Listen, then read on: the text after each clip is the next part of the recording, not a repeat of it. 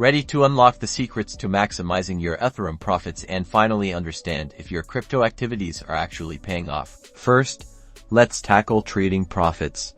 Subtract your total investment in Ethereum, including all transaction fees, from the total value of your Ethereum holdings after selling. This simple formula, sale value minus initial investment minus fees, gives you a clear picture of your trading profit. Now, for staking rewards. Calculate your total staking rewards earned over a specific period, then deduct any operational costs like validator fees or potential penalties. Staking rewards minus operational costs equals your staking profit.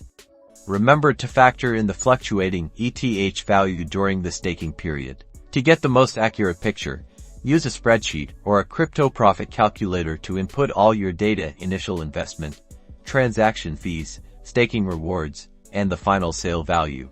Understanding these calculations empowers you to make smarter decisions, optimize your strategy, and ultimately, boost your Ethereum profits. Happy calculating!